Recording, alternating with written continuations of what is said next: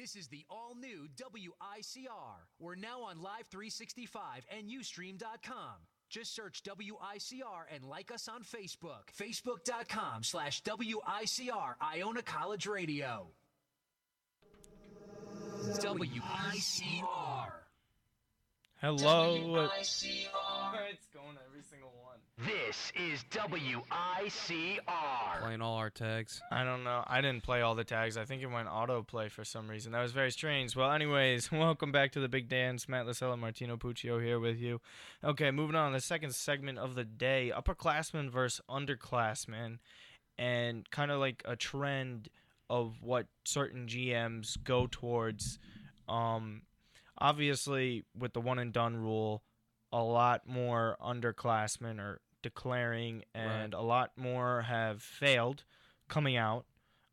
Johnny Flynn, I think of one coming off the top of my head, just someone who's not ready. I mean, there's others that you can go down the line where it's just a ton of kids are coming out and they're just not ready. They're going for the money grab. I get where they're coming from, but it kind of makes the GM's jobs more difficult, and there's been GMs that have been hesitant to take underclassmen. Danny Ainge, one of them. You could see, obviously, as we noted last segment, about how he takes upperclassmen a lot more often than he does with the underclassmen, all of that stuff. So anyways, excuse me, I just wanted to talk about what your thoughts are on this topic and where you think the trend is heading now after we've seen more and more underclassmen really come through, and a good amount of them have failed. I'd say at least a quarter of them haven't really turned out the way they're supposed to be. You know, even Jan Vesely's, it's harder to Forgot recruit. all about Jan Vesely. Yeah, even some of these guys, Anthony Bennett, even Otto Porter at first, he had a difficult time, but he's starting to hit his stride. He really adapted. He realizes he's a defender, you know, and it's good to see his game transition. But I think, you know, with more and more young guys coming in, like you said, because of the new draft rules and the whole agent thing, it's going to be interesting to see if more teams do take the risk. And I think a lot of front offices are definitely weary of that. You know, do you want to take the freshman or sophomore coming out because there's tons of them now, and now you really have your pick, or do you settle, you know, for the older guy? And I think, you know, guys like Scal Lebessiere from Kentucky and Chuck Diallo from Kansas are two perfect examples of guys that even Thon Maker now you could toss him in there, right? Yeah, and I think, you know, specifically in the case of Scal and Diallo, it's I mean, unless you're in a really desperate situation, I'm not going there as a general manager. I don't, especially with the way the two performed. Obviously, Scal came out as a huge recruit and was expected to have a huge year, and he didn't. He played well. A lot of people got to know also, Calipari handled him terribly. Right, he really didn't play him the way he was supposed. He's a stretch four. He isn't a back to the basket kind of guy. And the final third of the season, he played well. He was coming along. Yeah, that's why he's kind of like that's why he needs at least another year. You know, in my personal opinion, I think Diallo's the same way. Not even that he didn't play well; he didn't play. He averaged 3 and 2 boards. Also, here's my thing, and the past 2 drafts have been great. Can prove great points to this. Okay, start of last November, the Okafor Towns year. Okay, back in November, who was the consensus #1 overall pick? No questions asked. Okafor, right? Right? But what happened? As we played through more games, as Karl Towns got more adapted, as he was playing more, it was a no-brainer, and it's obviously shown now it was an absolute no-brainer that Karl Towns should have been the #1 overall pick. And then you even go look at D'Angelo Russell. He wasn't even on the radar. Okay? So if that much can just happen in one college basketball season, just one season, even this year with Ben Simmons and Ingram, they knew they were going to be 1 and 2, right? But now it's heavy consideration that Ingram might be the first overall pick. And that's crazy because Ben Simmons was getting Magic Johnson, LeBron James comparisons. Okay? And that's really high praise no matter who you are, where you're coming from. But even if you're getting that, not just from one person, it was multiple people coming out, okay, anonymously saying, hey, it's like that kind of potential thing. But we played out the rest of the way. They didn't even play in any postseasons. They would have played in the NIT, but they just decided to not even bother with it. Right. But that's why it's kind of scary to take a risk on a guy like that. Meanwhile, when you can go see Marcus Smart, he probably would have been the first player picked in that Oladipo draft. I think Oladipo was in the Anthony Bennett draft, right? Yeah, I think so. I think I think Oladipo went second. No, I think that was 2013. I think it was our freshman year. I'm trying to remember. I don't remember. No, the freshman year was 2014. No. Wait, yeah, 2014 draft. But that's what I mean, though. Right. But anyways, Oladipo chose second. He went back to school, so it ended up being the better pick then. But Marcus Smart would have been the first overall pick in that because they've really thought of his like shooting potential and everything. But when he went back to college, they realized he's going to be a great defender, a really good rebounding guard. Right. On top of that, he's physical. You really understood his profile. You got to know the kind of player he was going to be. You got a better sense of that. So when... Or even Draymond. Let's go back to Draymond. Or even Isaiah Thomas, too, first of all. Last pick in the draft. First ever player of all time to be picked last in the draft to go to an All-Star game. It's that crazy. And I think guys, again, specifically like Scal and Diallo, need to keep this in mind and see how far guys came. Like, not to say that they were going to be a 1 and 2 pick, but just to play another season, could boost your value tremendously. I know. That's even the thing with the Jimmy Butler situation too. When he decided to stay in and then bet on himself that he was going to get better. Look, you can't be scared that you're going to have to possibly get an injury. I've said this so many times. You can get hurt playing basketball anytime. Okay? Kobe Bryant, he got banged up over the years, but anything major didn't really happen until the last couple seasons, with the torn Achilles and the torn labrum.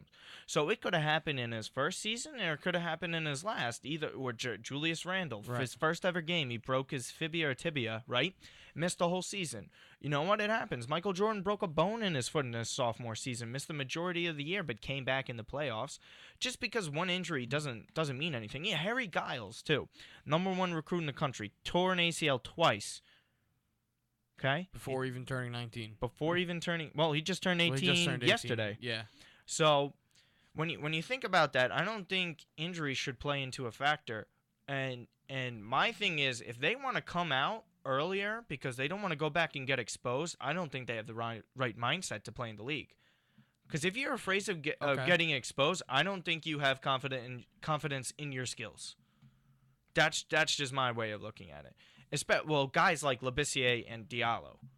Diallo was a playing time thing. I understand. Scal might have been a scheme kind of thing, right? But because you know how Kentucky is with your platoons and whatnot. I think Diallo really just came down to play time, and Bill Self had a very strict 7 to 8 man rotation, and Diallo just didn't cut it. I don't know if that warrants. I mean, look at Fab Melo. Same thing, same exact thing. I know Fab Melo had the whole, academic probation stuff and all that, but he stayed 2 years though. Yeah, but then Boston took him in. Right. Well, that's one of the biggest flop.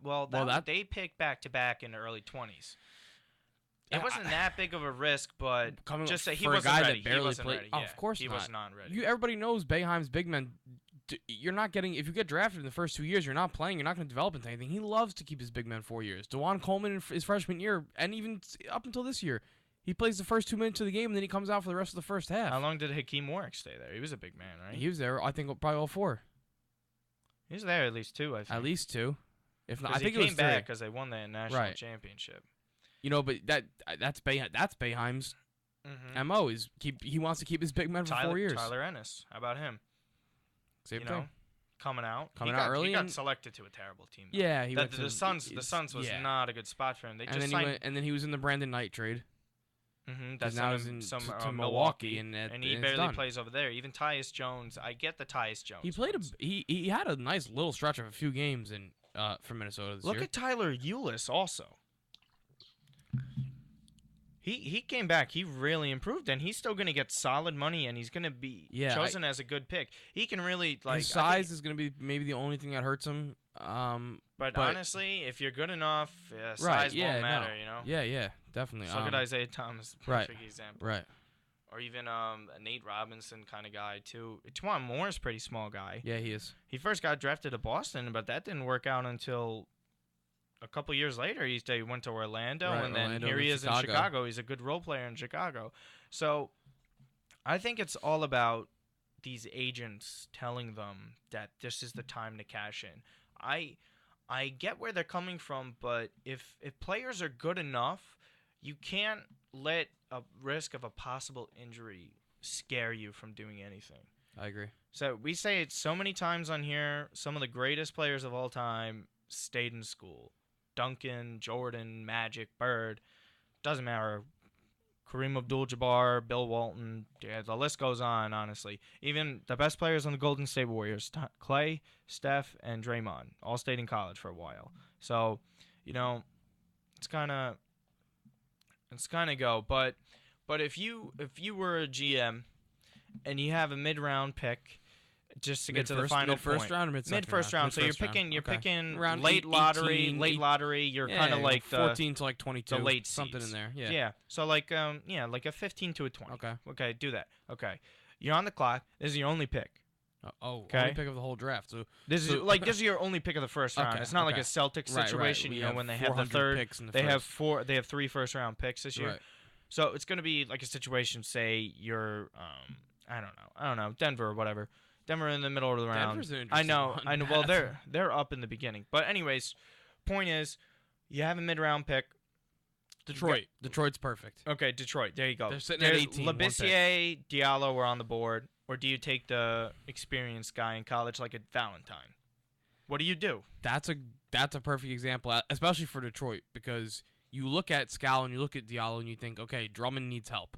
You have Reggie Jackson, you have Kentavious Caldwell-Pope you're working on. Stretch is what they need. You have Tobias Harris, but Drummond needs some sort of help. So obviously Scal and Diallo jump out to you. But at 18, it's not worth the risk. It's not worth the risk to go there. Because a lot of people don't realize these are critical building periods. Right. This is where you get your building blocks. It's hard to find the stars. Yeah, they've been like the Tony Parkers, and like Rondo was kind of around this selection area. But you gotta know how to draft and what guys you want. And when you got a guy like Cheikh Diallo who really wasn't playing that much, not performing, Scalabissiere, my thing is, if this guy's projected to be lottery and he was supposed to go top 10 at one point, but he didn't perform well just because he was playing a bit out of position, that kind of scares me in the NBA because you need to be versatile now. All these kinds of players, combo guards now, nobody's really scared to take tweeners anymore because remember when Kawhi was coming out, they thought he would have been a small power forward. Right. But he ended up transitioning into a top 3 small forward in the game, or top 5, depending on whatever your list is. So that was a great pick too by them because that was right around that area. Even the same thing with a Kelly Olynyk pick, right over there. And I mean, although Danny Ainge did pass up on the Greek Freak, it kind of really, I think it depends on the situation of your team. Yeah, definitely. And what do you think are going to happen? Definitely. But if I'm a Detroit, like you said, you gotta take an experienced guy. Kind of around that pick, just looking at is they're projected maybe Deonta Davis of Michigan State, who's a big man. So that kind of fits what they want to do. But Henry Ellenson might go earlier, a couple picks earlier. You have Thon Maker is going to be around there, presumably. So there's our couple, but Thon Maker again is taking the risk. Ellenson might not be. But then you got to remember you have Aaron Baines, who's played well for the remainder of the season. So maybe they don't go big man. But it's not worth the risk mid-round. On someone young, unless you really believe in unless the player's you have potential, or you're gonna try to move them. Unless you got some crystal ball looking into the future. Yeah, saying, or unless someone else 4 picks later has expressed interest and you want to make a deal. That's the only reason I would say. The Oubre trade. Yeah, strangest thing ever. Okay, that'll do it for this segment. We'll be back in a couple minutes, talking more college basketball. Big Dance. We'll be back.